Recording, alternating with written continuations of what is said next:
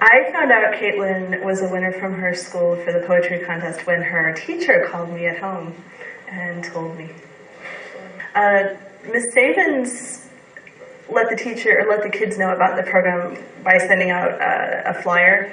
And so she gave the kids notice about the program well ahead of time by sending a written word home, so the parents could also be supportive of the kids at home and kind of, urge them along and be excited alongside with the kids. When kids win something like this, I think it really validates them. It validates their efforts, but it also validates them. 7th grade is a time when you don't feel heard, when you feel like no one understands.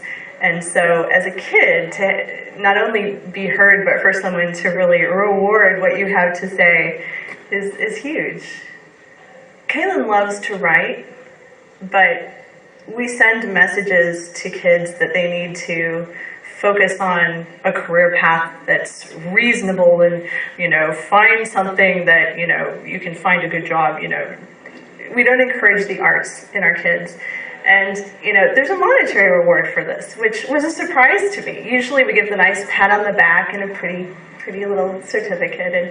And that may seem insignificant, but in a culture where we do put a lot of significance on the ability to, earn a living, not insignificant. I think it's important for kids to see that, this is something that you can pursue. For Caitlin, writing is something I'd like for her to at least consider as a career path, and it encourages her to write more and fine-tune her craft.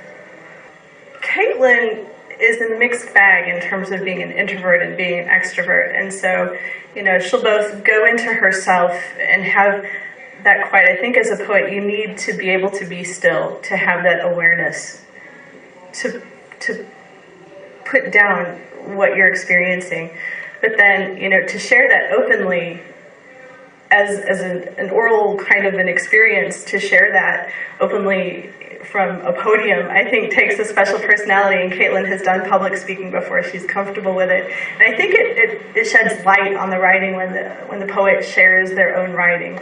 So I'm excited to hear her share her poem today. I was so completely surprised by the poem that she wrote, because it's not really based on her own experience. Caitlin's poem was based on experiences of other people. And I've always believed in write what you know, and this completely blew away my stereotypical assumption that you should always stick with what you know. They have done an amazing job with the event this evening. They have really sent the message to the kids that what they do is important, and that this is a really special event because what the kids have done is really special. I think, by having the kids dress nicely and having food and having it at a special location and not just a gym, they send a message to the kids that what they're doing is really special and really outstanding. And I appreciate the effort they've put into it. I think what I most appreciate about the program is that as a young writer, Caitlin gets to see that there is a huge community of supporters behind her as a young writer.